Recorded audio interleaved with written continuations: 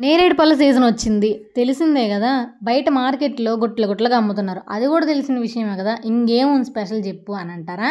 కానీ మా ఊరికొచ్చేటప్పుడు స్టార్టింగ్‌లో ఒక 2, 3 నేరేడు చెట్లున్నాయి. ఆ విషయం తెలీదు కదా! అదే ఇవాల్టి వీడియో. ఏదైనా పని మీద బయటికెళ్ళేటప్పుడు రోడ్డు మీద ఎళ్ళామనుకోండి, పండ్లు రాలిపడి ఉంటాయి. అలాగే చూసి ఊరికే వదిలేయలేం గదా! ఎళ్లి 1, 2 తీసుకుంటాం.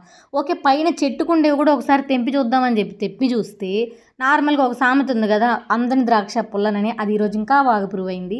నార్మల్‌గా రోడ్డు మీద రాలి పడిపోయిన పండ్లేమో తియ్యగున్నాయి. కానీ చెట్టు నుంచి రాలగొట్టుకున్న పండ్లేమో పుల్లగా ఉన్నాయి. ఎందుకనంటే ఇవి కింద పడిపోయినయి, బాగా పడిపోయినవనమాట. అందుకే అవి అంత టేస్ట్‌గా ఉన్నాయి.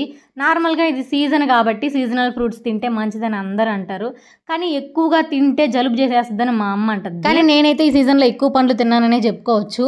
ఎందుకనంటే బయటికెళ్ళేటప్పుడు, వచ్చేటప్పుడు దిగి తీసుకుంటామని చెప్పాను గదా! అట్లాగేననమాట. కానీ ఇప్పటి వరకు నాకైతే జలుబు చేయలేదు. ఒకవేళ నాలా ఎక్కువ తినలేకపోయినా సరే సీజనల్‌గా వచ్చే ఫ్రూట్స్‌ని 1, 2 టేస్ట్ చేయాలి.